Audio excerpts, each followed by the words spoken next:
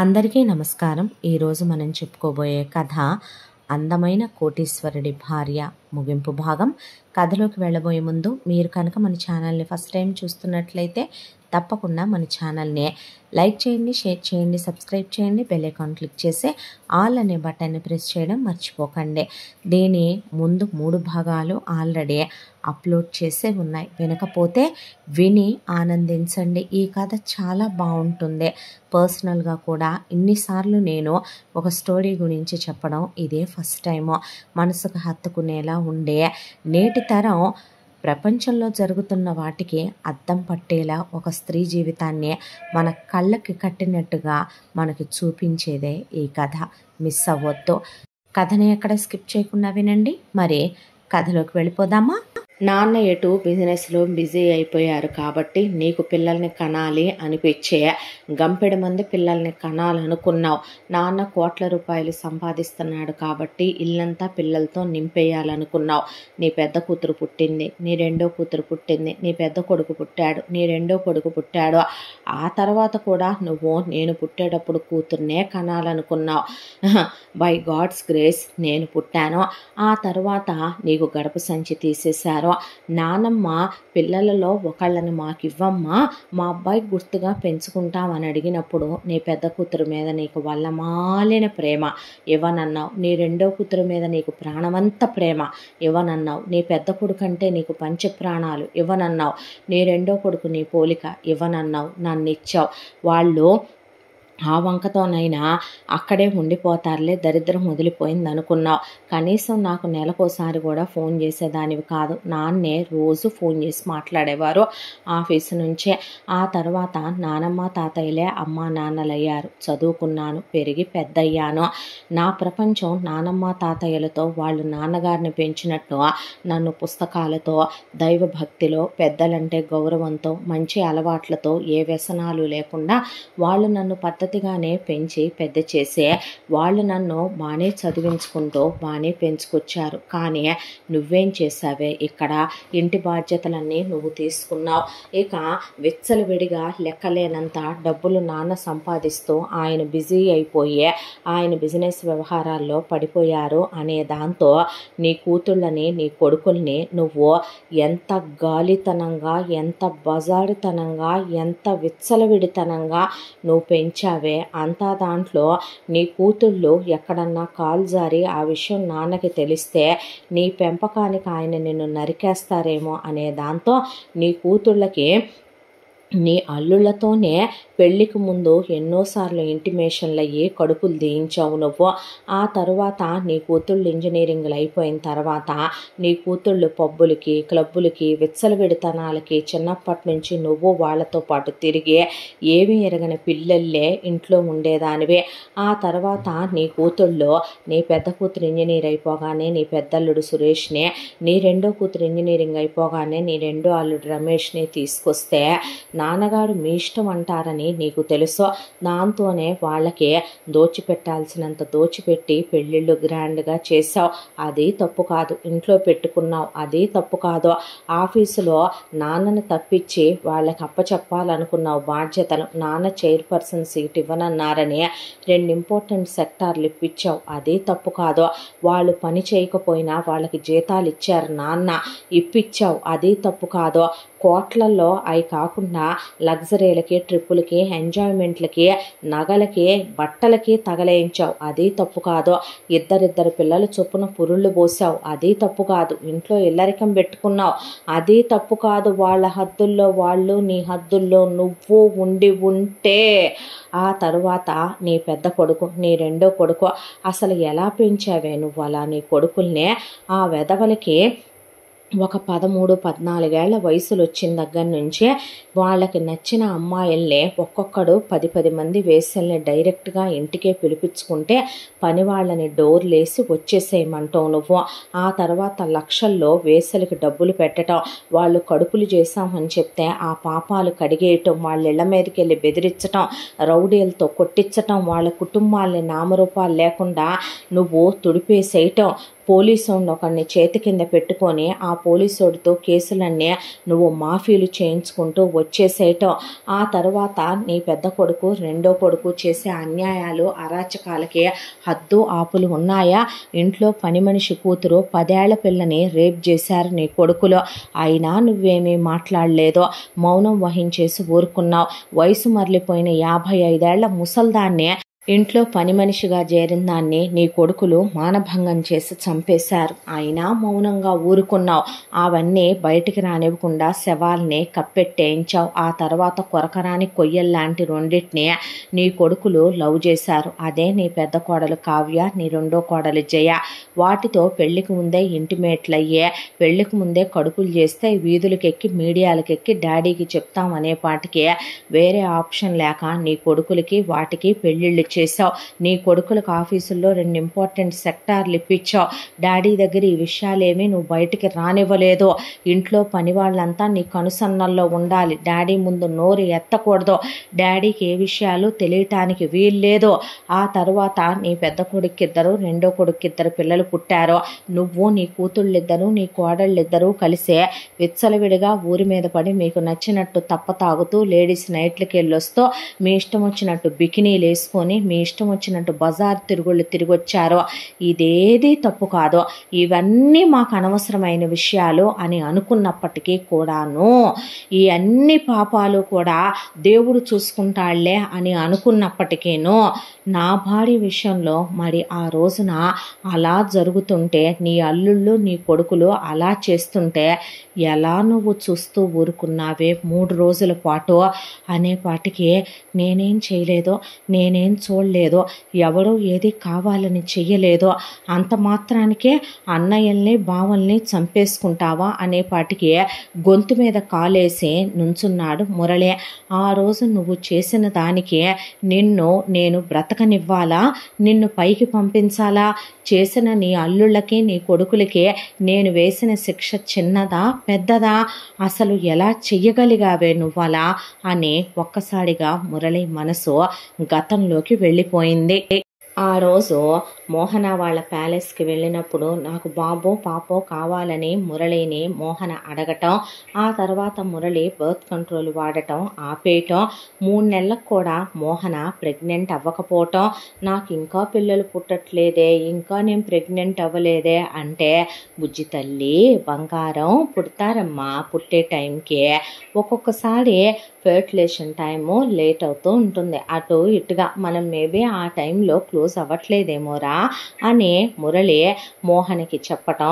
ఆ తర్వాత ప్యాలెస్కి వెళ్ళినప్పుడు ప్యాలెస్లో ఉన్న నగలన్నీ మురళికి చాలా నచ్చి, ఎక్స్పెషల్లీ మోహన వాళ్ళ అమ్మవి బంగారు కడియాలు ఉంటాయి. ఆ కడియాల లోపల వజ్రాలు ముత్యాలు పోసి చేసిన కడియాలవే.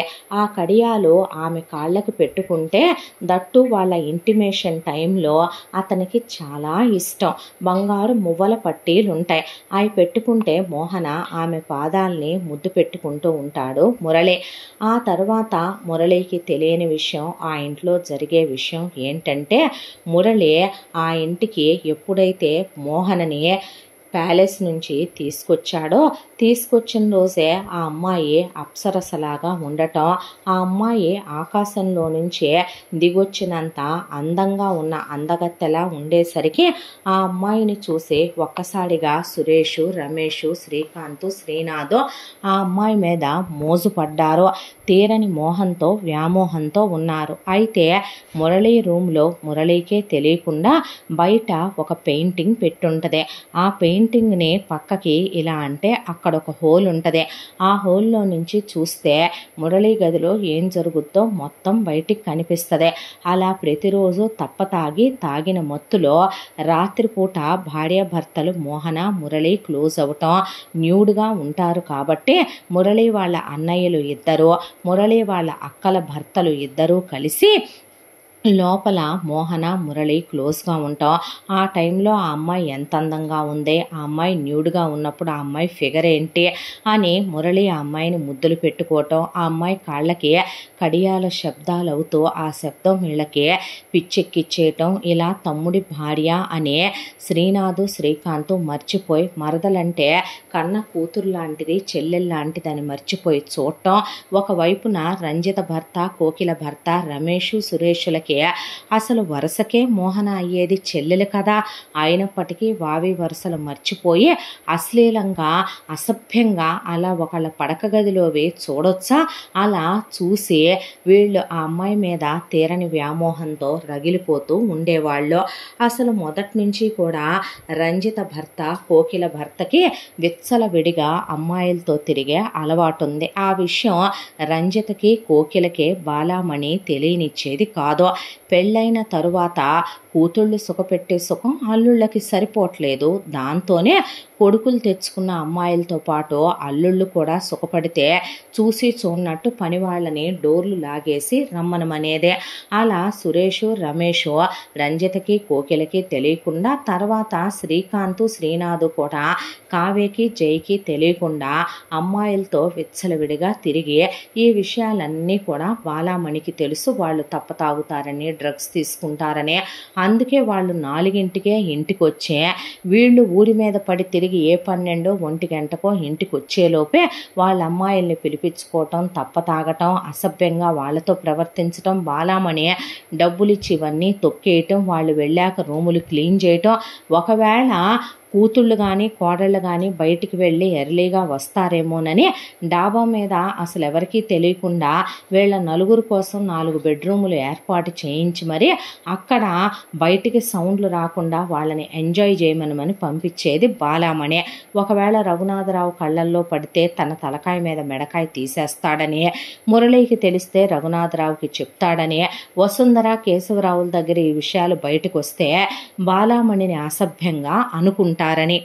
దీంతో మురళి మోహనని తీసుకొచ్చిన దగ్గర నుంచి మోహన మీద తీరని వ్యామోహంతో ఉన్నారు వీళ్ళు. అయితే మోహనకి ఇలా వాడే బర్త్ కంట్రోల్ మురళి ఆపిన తర్వాత కూడా 3 నెలల పాటు ప్రెగ్నెన్సీ రాలేదని మోహన బాధపడుతుండే నవ్వేసి ఒక రోజున మురళి నేను డాడీ కలిసి ఇలా వేరే ఊరు అర్జెంట్ బిజినెస్ పని మీద వెళుతున్నాను, ఈరోజు వెళుతున్నాను కదా, మళ్ళీ రేపు సాయంత్రం ఇదే టైంకి నీ కళ్ళ ముందు ఉంటాను బంగారం అని చెప్పి ఆ అమ్మాయి దగ్గర ఇప్పుడు ఉండే పని వాళ్ళు కాకుండా వేరే ఒక కేర్ టేకరు, ఓ పని అమ్మాయి ఉండేవాళ్ళు, వాళ్ళని జాగ్రత్తగా చూసుకోమనమని చెప్పి ఇక మురళి ఫోన్ చేయి బంగారం నాకు అని ఎప్పుడూ చెప్పినట్టే చెప్పి మోహన వెళ్ళేటప్పుడే మురళితో బొమ్మలేయటం అంటే ఇష్టం. దాంతో ఆ అమ్మాయి కోసం బోలెడన్ని ఇక ఆ అమ్మాయి బొమ్మలు వేసుకోవటానికని బుక్స్ అవి ఇవి తీసుకొస్తే రఘునాథరావు గారు నవ్వి ఆ అమ్మాయికి కొన్ని బుక్స్ ఇచ్చి ఈ పుస్తకాలు నీకు నచ్చుతాయి తల్లి, మనసు ప్రశాంతంగా ఉండే కథలు ఉంటాయి, చదువుకోమని ఆయన పర్సనల్ లైబ్రరీలో నుంచి కొన్ని బుక్స్ తీసుకొచ్చి ఇచ్చి కొడుకు తండ్రి కలిసి వెళ్ళిపోయారు. వెళ్ళిపోయిన తర్వాత అదే రోజున రంజిత కోకిల అలాగే ఒకవైపున కావ్య జయ నలుగురు కలిసి బాలామణితో కూడా 5గురు కలిసి ట్రిప్పు ప్లాన్ చేసుకున్నారు. ఆ ట్రిప్పుకు వెళ్ళేటప్పుడు వీళ్ళు మాట వరుసకి మోహనని రమ్మనమన్నా మోహనకి మురళి అంటే ఇష్టం కాబట్టి ఇల్లు కదిలి వెళ్ళదు కాబట్టి తెల్లాడే మొగుడు వస్తానని చెప్పాడు కాబట్టి వీళ్ళు అక్కడికి వెళ్ళి తప్ప తాగుతారు, వీళ్ళు అక్కడికి వెళ్ళి డ్యాన్స్లు వేస్తారు, అర్ధనగ్నపు బట్టలు వేసుకుంటారు. ఆ అమ్మాయికి వీళ్ళు వేసుకునే ఏ సర్టిఫికెట్ జోకులు, వీళ్ళు మాట్లాడుకునే వ్యంగ్యపు వెకిలి మాటలు, ఆ అమ్మాయికి వీళ్ళ అశ్లీలత అసభ్యత నచ్చదు కాబట్టి నేను రానులే అంటే సరే నీ ఇష్టం, జాగ్రత్తగా ఉండు ఇంట్లో అని చెప్పి ఇక వీళ్ళు 5గురు బయలుదేరి వెళ్ళేటప్పుడు సురేష్ని రమేష్ని శ్రీకాంత్ని శ్రీనాథ్ని కూడా రమ్మంటే ఒకవైపున డాడీ లేడు, చిన్నోళ్ళు లేడు, ఆఫీస్ పనులు చూసుకోవద్దాం మేము, మీరు వెళ్ళండి అని ఆడవాళ్ళని పంపించారు. అయితే కరెక్ట్గా వీళ్ళు 1 గంట జర్నీ అలా వెళ్ళేపాటికి బాలామణికి సడన్గా ఒక విషయం స్ట్రైక్ అయింది. అదేంటంటే ఎల్లుండి ఇక అత్తగారిదే ఆబ్దికం ఉంది. అన్ని ఏర్పాట్లు రెడీగా చేసి పెట్టి మొగుడి చేత చిన్న మాట రానివ్వకుండా జాగ్రత్త పట్టం బాలామణికి మొదటి నుంచి ఉన్న అలవాటు. ఇప్పుడు తను వెళ్ళిందంటే కూతుళ్ళతో పాటు తన తల్లిదండ్రుల్ని పెళ్ళాము పోయారు కాబట్టి లైట్ తీసుకుంది, దీనిలో నెగ్లిజెన్సీ వచ్చేసిందనే మొగుడితో ఆ చిన్న మాట అయినా తను ఎందుకు తీసుకోవాలి అనే దాంతో ఎయిర్పోర్ట్ దగ్గర నుంచి కూతుళ్ళిద్దరిని కోడళ్ళిద్దరిని మీరు వెళ్ళండిలే ట్రిప్కి, నాకు ఇంటి దగ్గర ఇలా పని ఉంది అని చెప్పి వెళ్ళింది. మళ్ళీ వెనక్కి బయలుదేరింది. ఎయిర్పోర్ట్కి వెళ్ళటానికి గంట, ఎయిర్పోర్ట్ నుంచి తిరిగి ఇంటికి రావడానికి గంట. బాలామణికి వెరసి పట్టిన టైము 2 గంటలు. ఇలా బాలామణి కూతుళ్ళతో కలిసి ఇంట్లో నుంచి కారెక్కి వెళ్ళిందో లేదో ఇంట్లో ఉన్న సురేషు, రమేషు, శ్రీకాంత్, శ్రీనాథ్ నలుగురు ఫుల్లుగా తాగటం మొదలుపెట్టారు. అలా 1 గంట సేపు తాగిన తర్వాత డ్రగ్స్ తీసుకున్నారు. ఆ తర్వాత విపరీతంగా స్మోక్ చేశారు. వేసల్ని పిలిపించుకొని ఎంజాయ్ చేశారు. ఆ తర్వాత వాళ్ళు వెళ్ళిపోయాక విపరీతంగా కోరికలు పెరిగిపోవటానికి వీళ్ళు సంసార సామర్థ్యతను పెంచే ట్యాబ్లెట్లు విచ్చలవిడిగా మింగేయటం వీళ్ళకి అలవాటే. అలా ఆ రోజు హెవీ డోసు మందు మింగే ఉన్నారు నలుగురు కూడాను. దాంతో పనివాళ్లలో మగ పనివాళ్ళు ఆడ పనివాళ్ళని దూరంగా ఉండమని సైగలు చేయటంతో వాళ్ళు పక్కకి వెళ్ళిపోతే అప్పటిదాకా భర్తతో ఫోన్లో మాట్లాడుకున్న మోహన కింద ఫ్లోర్కి వచ్చింది. కింద ఫ్లోర్కి వచ్చి ఇక ఆమెకి ప్రతిరోజు కూడా కొన్ని పువ్వులు కోసి దేవుడికి పూజ చేసుకొని వెళ్ళటం అలవాటు. అలా ఆ పువ్వులు పనమ్మాయి తీసుకొచ్చిస్తే పూజ చేసుకొని ధ్యానం చేసుకొని తిరిగి వెళుతూ ఉండగా మోహన అనే ఆ అమ్మాయిని శ్రీకాంత్ పిలిచాడు. ఏమిటి బావగారు అని.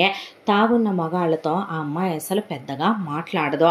మాట్లాడకపోతే ఆ అమ్మాయి నడుం గట్టిగా పట్టుకొని ఆ అమ్మాయితో మిస్బిహేవ్ చేయబోయాడు శ్రీకాంత్. దాంతో మోహన శ్రీకాంత్ని లాగి చెంప మీద పెట్టి కొట్టి, మనిషివా పశువ్వారా నువ్వు, ఎలా కనపడుతున్నాను నేను అనేపాటికి సురేషు, రమేషు, శ్రీనాథ్ పరిగెత్తుకుంటూ వచ్చి సారీ మోహన, తప్పుగా అనుకోకు, ఈ విషయం మురళితో అనొద్దు, డాడీకి తెలియనివ్వద్దు, మా పెళ్ళాలకు అసలు తెలియనివ్వద్దు, ఏదో తాగిన మత్తులో డ్రగ్స్ తీసుకొని అలా చేశాడని ఆ అమ్మాయికి చెప్పారు. చెప్పేసరికి ఆ అమ్మాయి పరిగెత్తుకుంటూ కళ్ళ నీళ్ళతో, వాళ్ళు ఉండేది పైన ఎక్కడో లాస్ట్ ఫ్లోర్లో, ఆ అమ్మాయి పైకి వెళుతూ ఉండగానే ఇక పని వాళ్ళందరి ముందు ఆ అమ్మాయి కొట్టిందనే, దానికి తోడు ఆ అమ్మాయి ఇంకోసారి ఇలాంటి పనులు చేస్తే మురళికి రఘునాథరావుకి చెప్తానందనే, చెప్పుతో కొడతానందనే, ఏంట్రా ఈ చీప్ బుద్ధులు వావి వరసలు లేకుండా అని అడిగిందనే. ఆ అమ్మాయి మీద తీరని మోహం, వ్యామోహం, ఆ అమ్మాయి మీద మోజు అన్నీ కళ్ళకి కమ్మేసి దాంతో ఇక పనివాళ్ళనే ముందు అక్కడి నుంచి వెళ్ళిపోమని చెప్తే పనివాళ్ళు ఒక మూలకి వెళ్ళిపోయి నుంచున్నారు.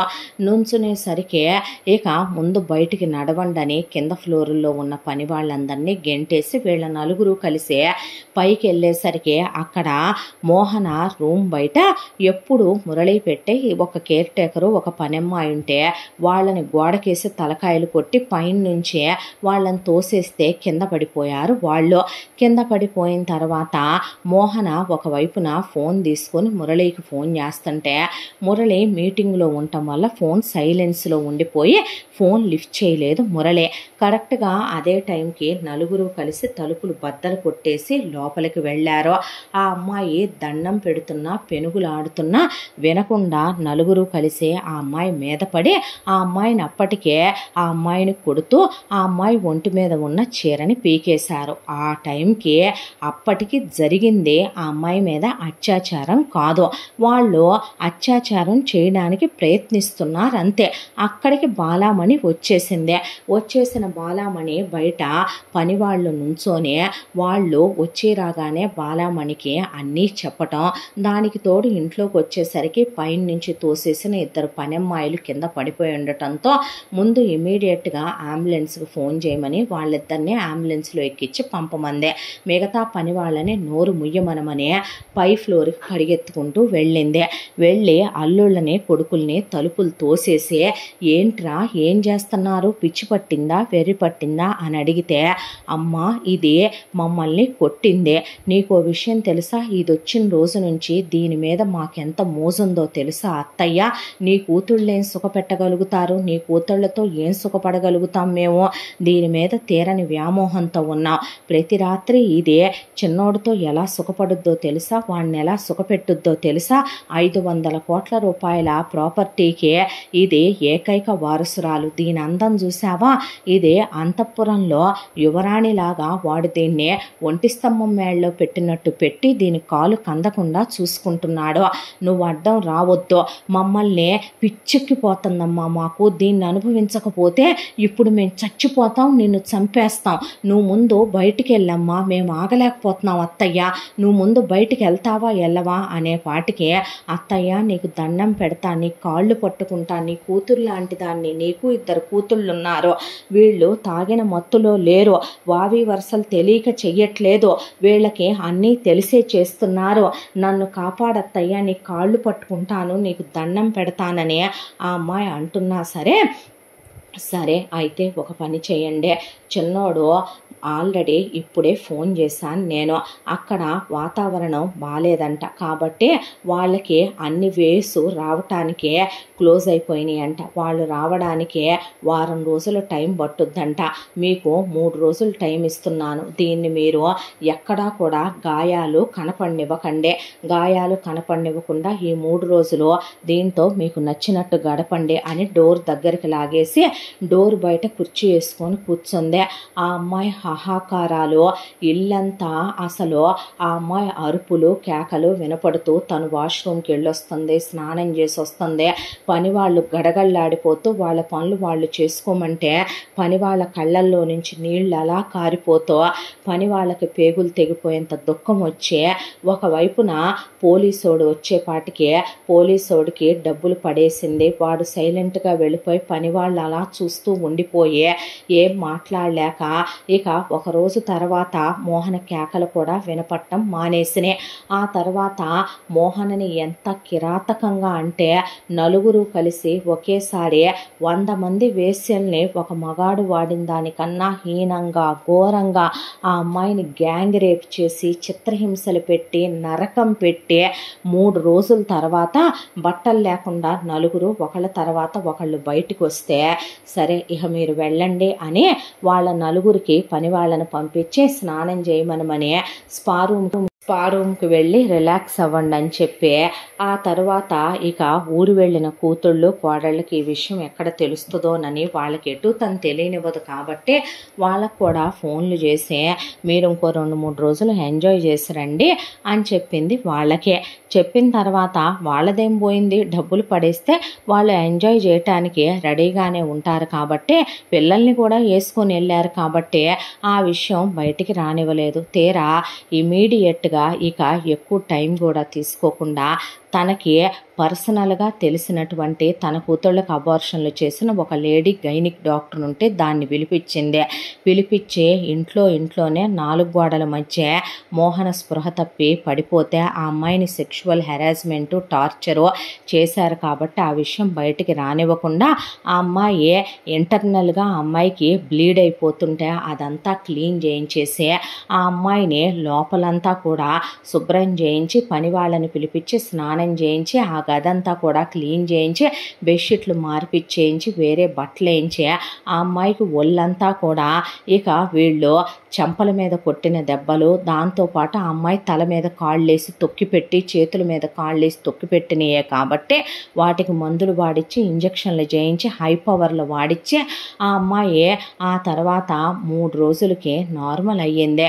నార్మల్ అయిన తర్వాత అప్పుడు డాక్టర్ని వెళ్ళిపోమ్మని చెప్పి ఆ అమ్మాయి పక్కన కాలు మీద కాలేసుకొని బాలామణి కూర్చొని ఉసే అనాథ కుక్క, నీకున్న 500 కోట్ల రూపాయల ఆస్తి ఎటు నువ్వు నా కొడుకుని చేసుకున్నావు కాబట్టి వాడికొచ్చేదే, ఏం చేయనే, తల్లిని మరి. ఇక నా మొగుడు ఉన్నాడనుకో, వాడు ఏ ఆడదాన్ని పిలిపించుకోపోవటం, వాడు ఏ వ్యసనాలకి బానిసవ్వకపోవటం, అది వాడికి సంబంధించిన స్వవిషయం. నేనెప్పుడు వాడిని అలా ఉండమనలేదు.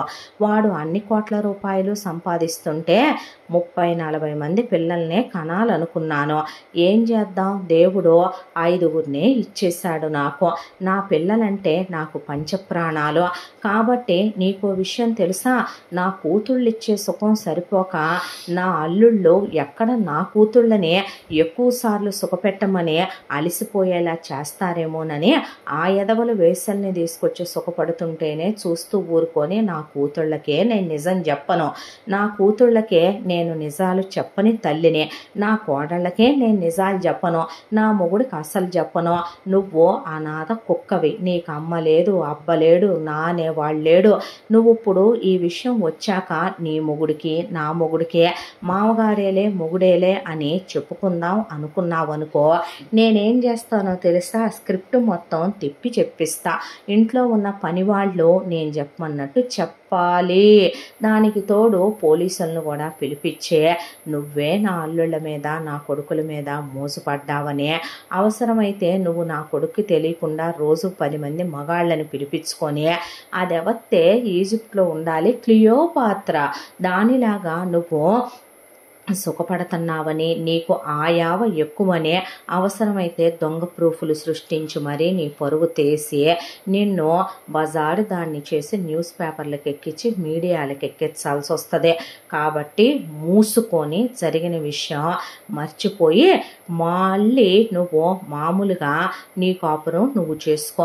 అయినా తప్పేంటే, ఎవడో తాకాడా ఏంటి, నీ ఆడపడుచుల మొగుళ్లే కదా, అయినా నీ బావలే కదా, పర్వాలేదులే, మన ఇంట్లో వాళ్లే కదా, రక్తంలో రక్తం మిక్స్ అయిపోద్దలే, మహా అయితే గనక 4 దెబ్బలు కొట్టుంటారు, నువ్వు వింటే కొట్టరు కదా, నలుగురు ఒకేసారి మీద పడి చేసుంటారు బలవంతం.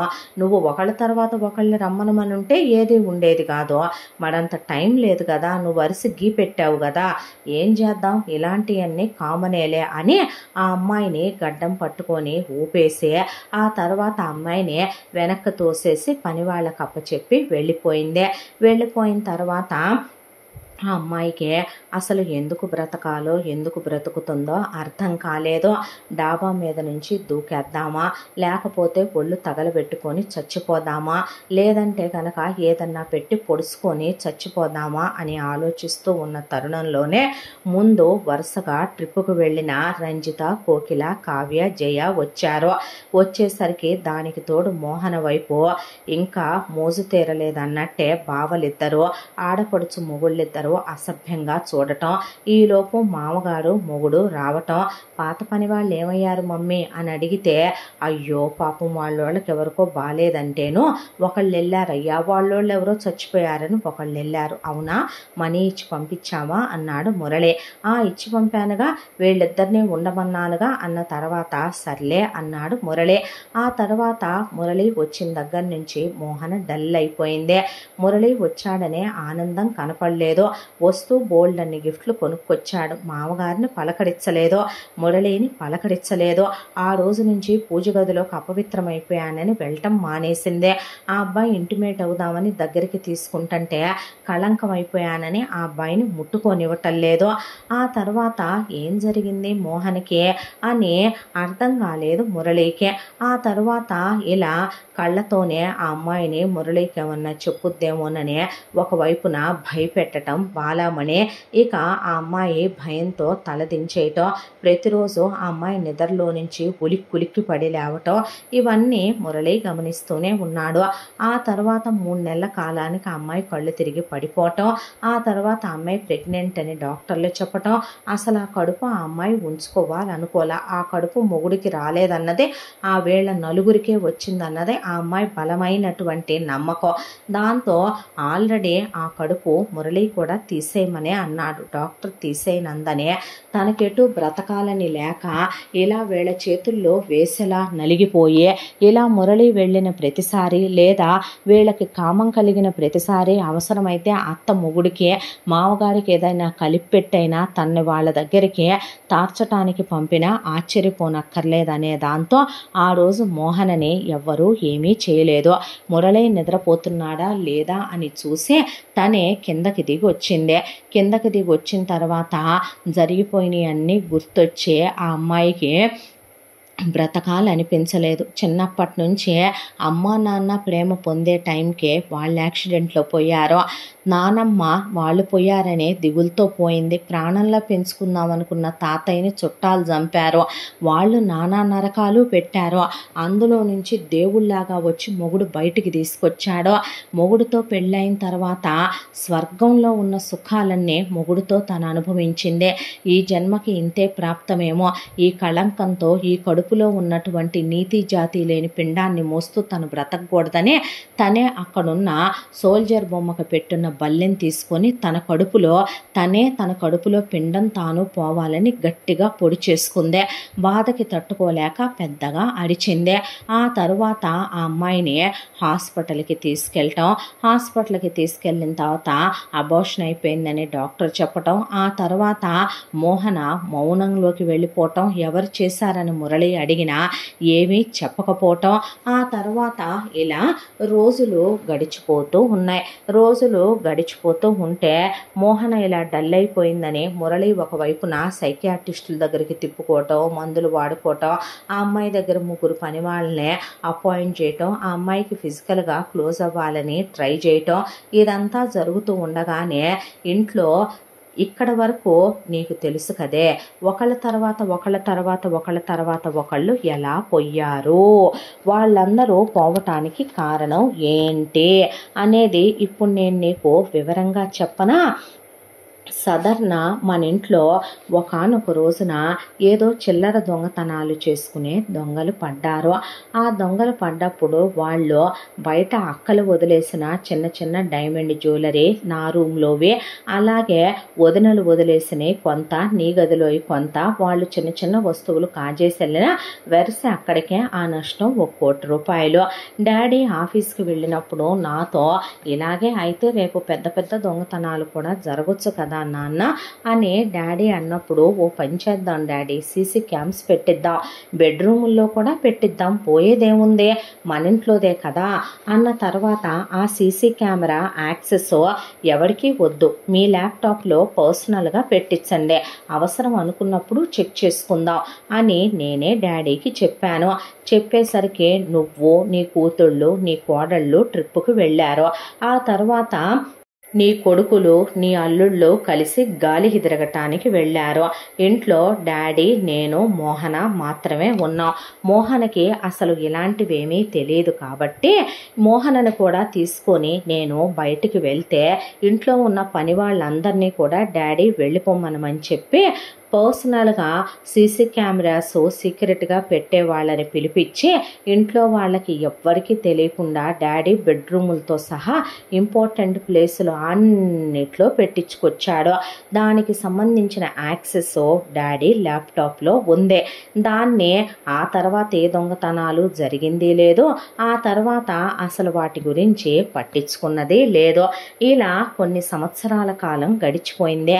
గడిచిపోయిన తర్వాత ఒక రోజున ఆ సీసీ కెమెరాస్ది మెమరీ ఫిల్ అయిపోయిందని డాడీకి మెసేజ్ రావటంతో ఆఫీసులో కూర్చున్న డాడీ ల్యాప్టాప్ ఓపెన్ చేసి ఫస్ట్ దగ్గర నుంచి ఏదైనా చూసే అలవాటు కాబట్టి డాడీకి ఫస్ట్ వీడియోల దగ్గర నుంచి డాడీ హాల్లో ఉన్నాయి, చుట్టూ ఉన్నాయి, ఏమైనా అనుమానాస్పదంగా ఉన్నాయా అని ఒక్కోటి చూస్తూ డాడీ డిలీట్ చేసుకుంటూ బెడ్రూముల్లో డిలీట్ చేసుకుంటూ వస్తున్నప్పుడు డాడీకి ఒక్కసారిగా మోహన నేను బెడ్రూమ్లో ఉన్నప్పుడు నీ కొడుకులు అక్కడ ఉన్న ఒక పెయింటింగ్ తీయటం, బెడ్రూమ్లో ఉన్న నన్ను తన్నే మేము వైఫ్ అండ్ హస్బెండ్ ఇంటిమేట్ అవుతున్నప్పుడు క్లోజ్గా ఉన్నప్పుడు చూడటం, ఆ తర్వాత వీళ్ళు ఇళ్ళకి అమ్మాయిల్ని పిలిపించుకోవటం, నువ్వు ఈ విషయాల్ని కూతుళ్ళకి కోడళ్ళకి చెప్పకపోవటం, అందులో నీ పాత్రే ఉండటం, ఆ తర్వాత మోహన వైపు నీ కొడుకులు ఆశగా చూడటం, ఆ తర్వాత ఒక రోజున నేను డాడీ ట్రిప్పుకు వెళ్ళినప్పుడు నువ్వు నీ కూతుళ్లతో కోడళ్లతో కలిసి బయటికి వెళ్ళటం, నీ కొడుకులు మోహనతో మిస్బిహేవ్ చేయటం, మోహనను వాళ్ళు గదిలోకి తీసుకెళ్ళి చీరలాగటం, ఆ తర్వాత నువ్వు వెళ్ళి దగ్గరుండి మరి మోహననే మానభంగం చేయించటం, ఒక తండ్రి స్థానంలో ఉండే ఆయన ఆ జరిగినటువంటి అసభ్యకరమైనటువంటి ఆ సంఘటనని చూసిన ఆయన గుండె ఆ రోజే ముక్కలైపోయింది. ఆయన ఆ రోజే స్థాణువైపోయి నేను చచ్చిపోయాను చిన్న, నేను ఒక భర్తగా, ఒక తండ్రిగా, ఒక మామగారిగా నేను చచ్చిపోయానన్నారు చూసావా నాన్నగారు.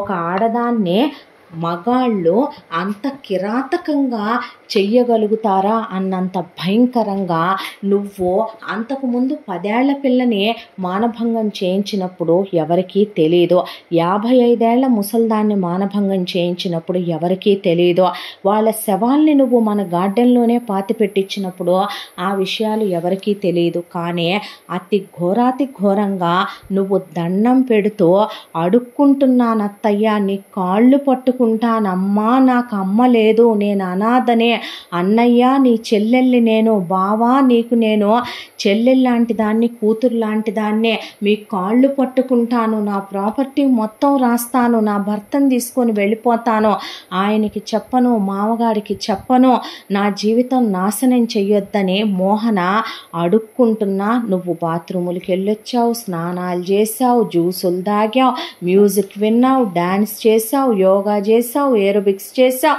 నువ్వు పూజలు చేసావు, పని వాళ్ళ నోళ్ళు మూయించేసావు, పోలీసు వాడిని పిలిపించావు, డబ్బులు పడేసావు, నా పెళ్ళాన్ని మానభంగం చేయించావు. ఆ తర్వాత నీ అల్లుళ్ళని నీ కొడుకుల్ని రిలాక్స్ అవ్వమని స్నానాలు చేయించి, మంగళ స్నానాలు, ఆ తర్వాత వాళ్ళని స్పా రూములకు పంపించి డాక్టర్ని పిలిపించి ఇవన్నీ బయటికి రానివ్వకుండా స్పృహ తప్పి పడిపోయిన నా పెళ్ళానికి అన్నీ క్లీన్ చేయించేసి మందులు వాడిచ్చేసి ఆ విషయం బయటికి రాకుండా స్కార్స్ అన్నిటికీ మందులు రాయించి అనాథ కుక్కవి నువ్వు, నీ మీదే చెప్తానని దాన్ని బెదిరించి భయపెట్టావు.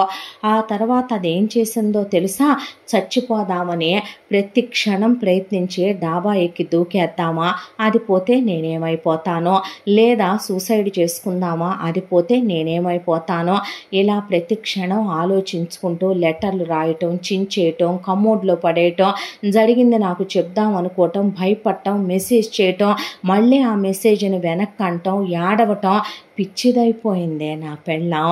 ఆ తరువాత నువ్వు కళ్ళతోనే దాన్ని భయపెట్టడం మాకు తెలియదు అనుకుంటున్నావా? ఇవన్నీ వీడియోలో డాడీ చూశారో, చూసి ఇంకో తండ్రి అయితే చెప్పేవాడు కాదేమో, కానీ నా తండ్రి నీతికి, నిజాయితీకి, న్యాయానికి, ధర్మానికి మారుపేరు కాబట్టి నన్ను పిలిచారు. ఆయన పిలిచి ఆ మొత్తం నాకు చూపించారో, చూసిన క్షణం నా మనసులో రగిలిన అగ్నిపర్వతాలు ఎన్ని బద్దలై ఉంటాయంటావు.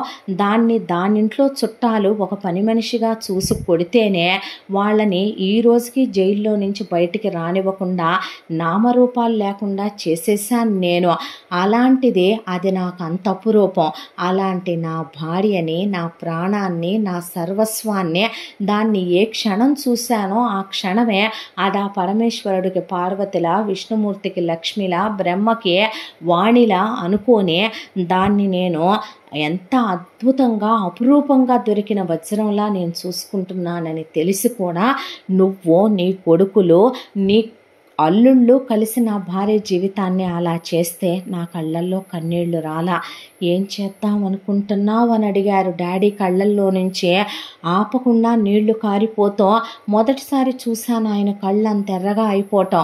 నేను చచ్చిపోయాను నాన్న, నేను కొడుకుగా, భర్తగా, తండ్రిగా, మామగారిగా నేను చచ్చిపోయానయ్యా అన్నాడు ఆయన. చంపేద్దాం అనుకుంటున్నాను డాడీ అన్నప్పుడు నీ ఇష్టం అనేసారు ఆయన.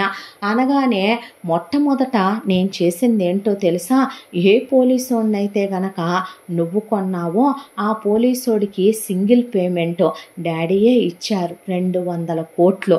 వాడిని మాట్లాడాం, ఇంట్లో జరగబోయే అన్నిటికీ వాడిని ముందే ప్రిపేర్గా ఉండమన్నాం. వాడు అన్నిటికీ ప్రిపేర్గానే ఉన్నాడు.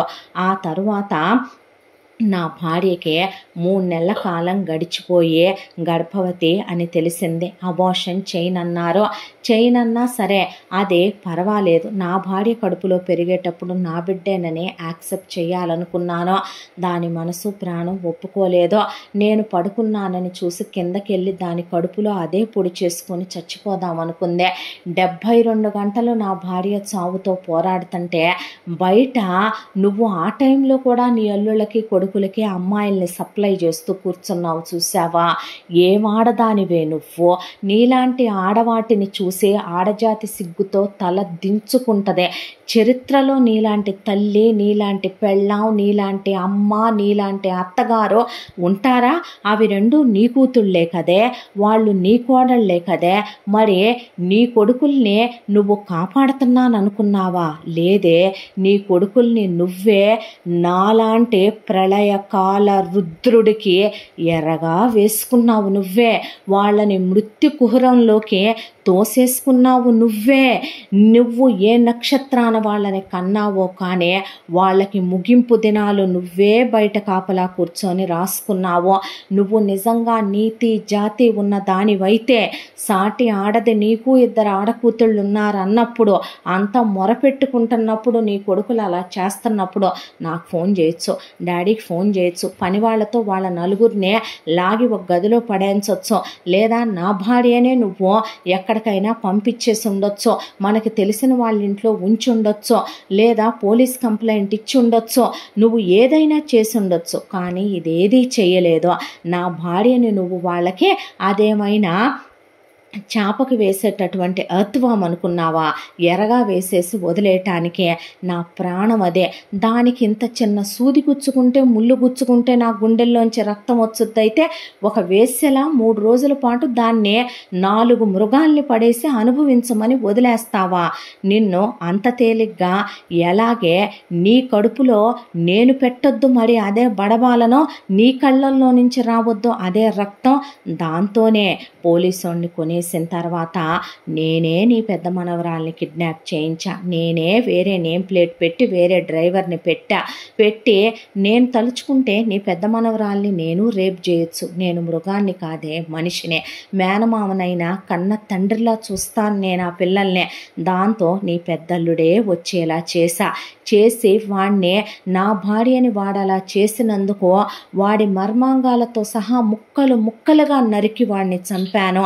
చంపిన తర్వాత నా భార్య ఆ మౌనంలో నుంచి బయటికి రావాలంటే నేను చేయాల్సింది ఏంటో తెలుసా? రక్త తర్పణ.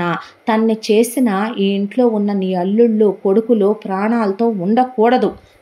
డాడీ ఒక్కటే అన్నారు, భర్త అంటే భరించేవాడు అంటారు అనే.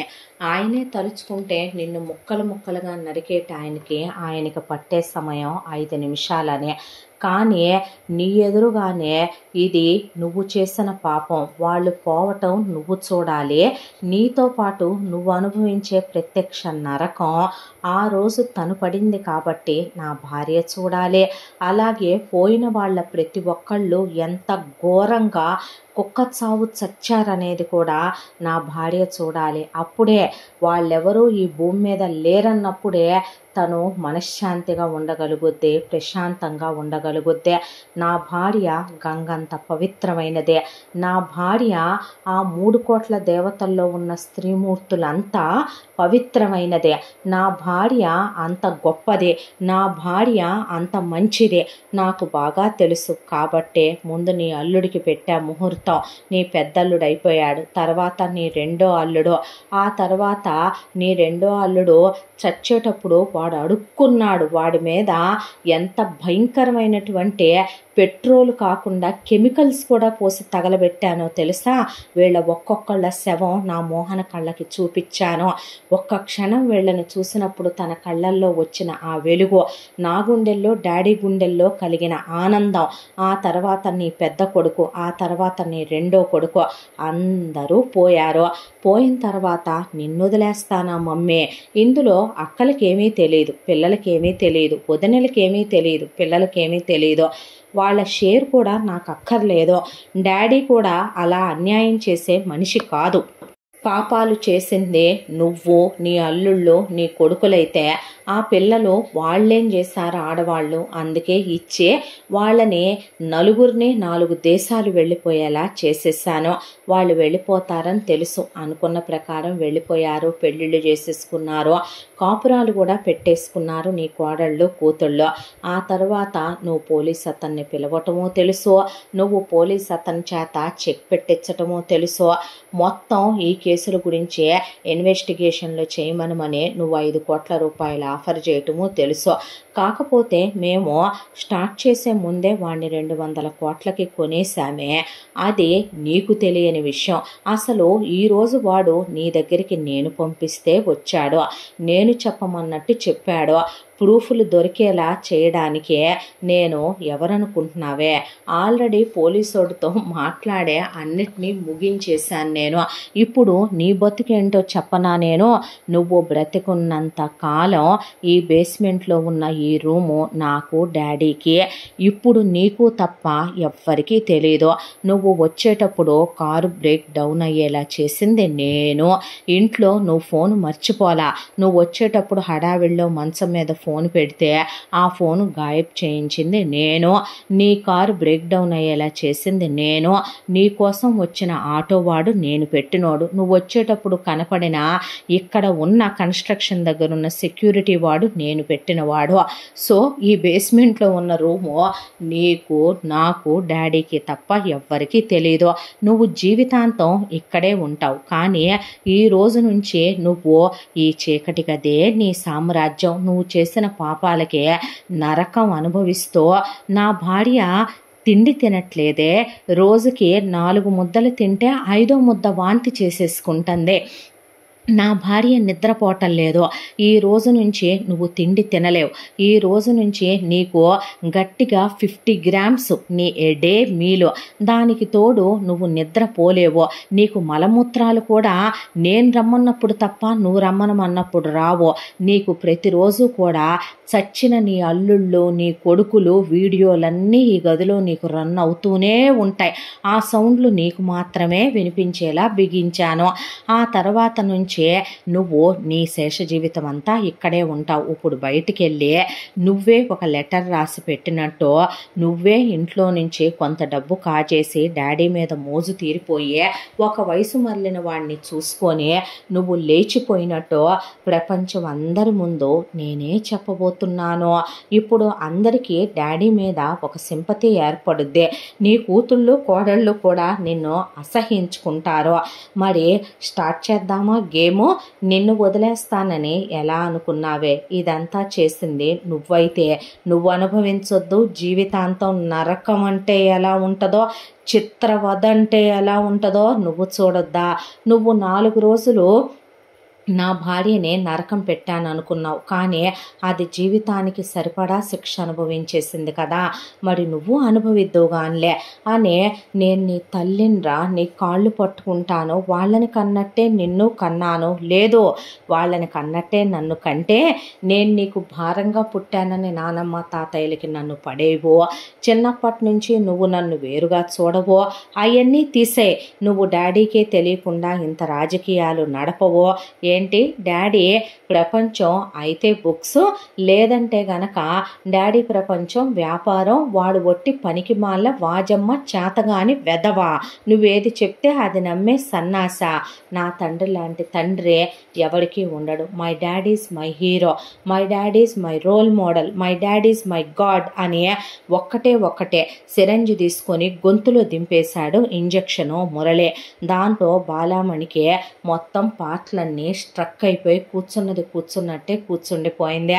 ఆ తర్వాత అక్కడ చుట్టూ వీడియోల్లో సురేష్, రమేష్, శ్రీకాంత్, శ్రీనాథ్ ఎలా పోయారో మొత్తం రన్ అవుతూనే ఉన్నాయి వీడియోలో.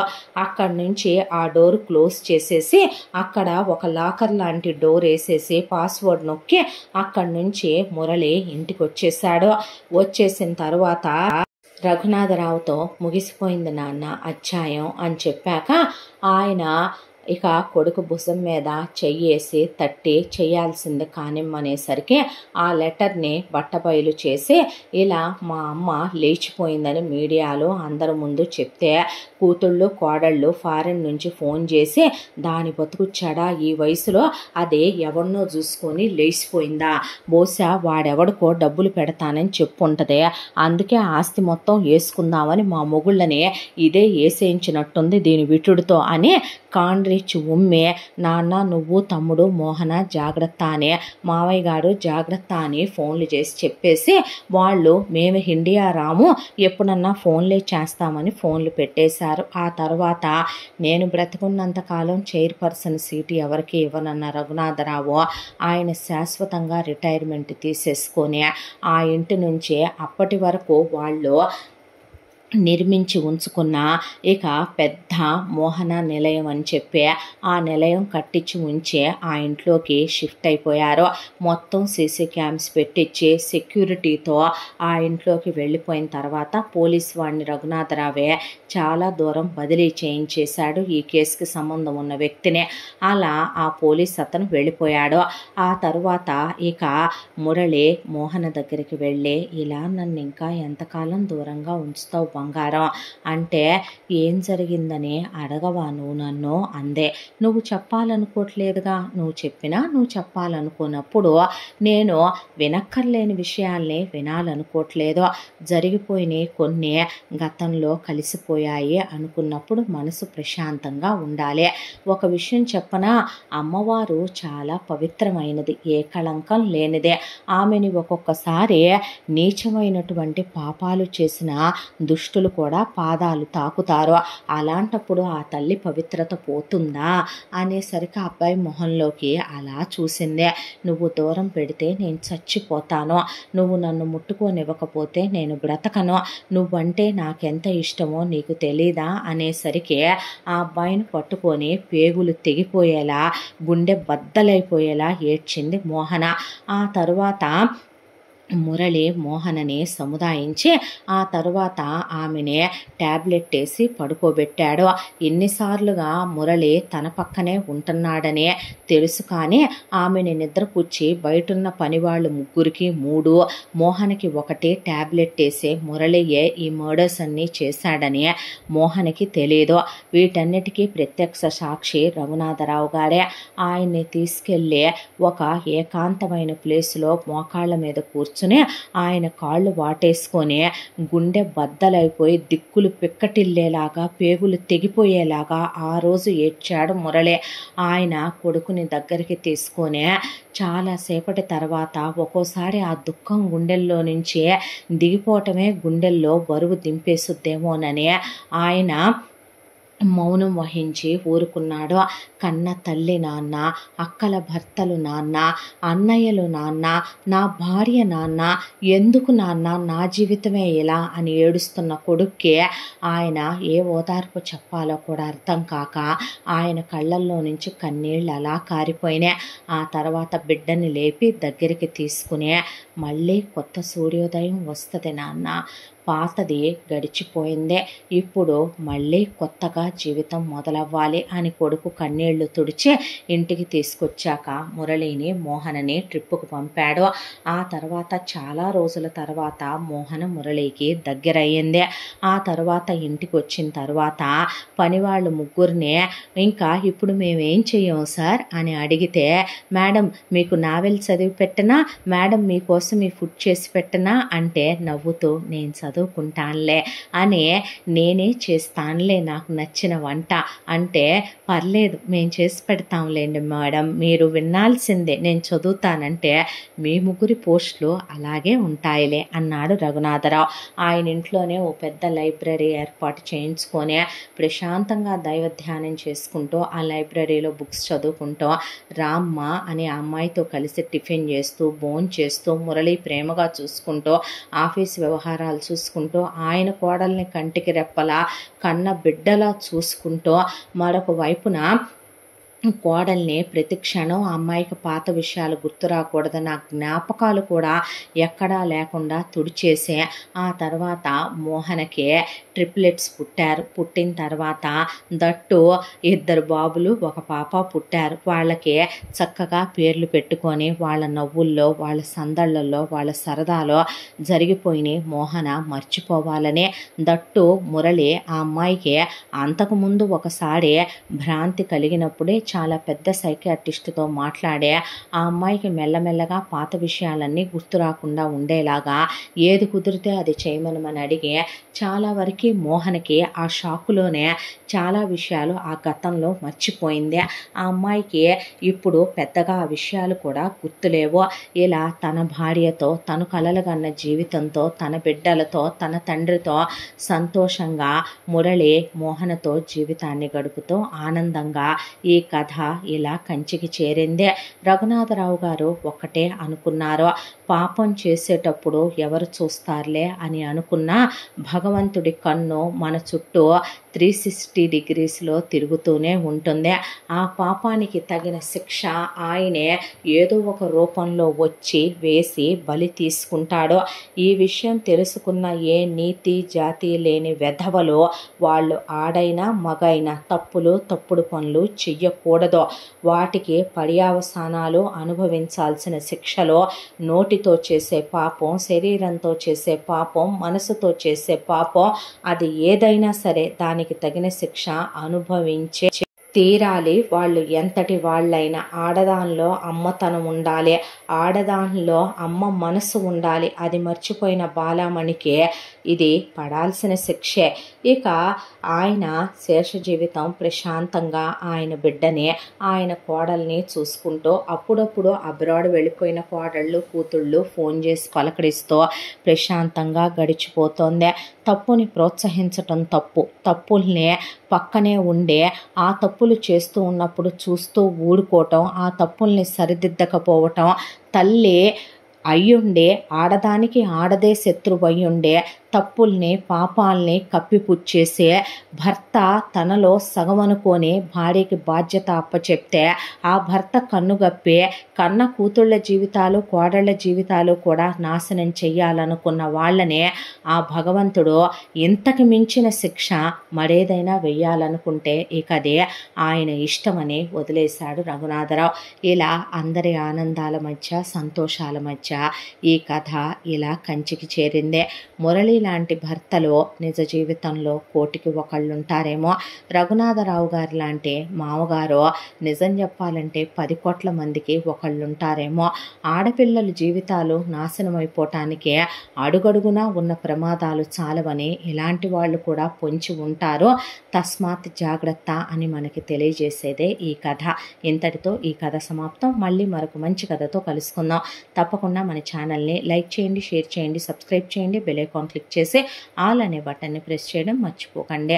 ఇంత మంచి కథను మనకు అందించిన కథా రచయిత్రి జి యామిని శ్రీనివాస్ గారు. మరో మంచి కథతో తప్పకుండా మీ ముందుకు వస్తాను. Thank you so much.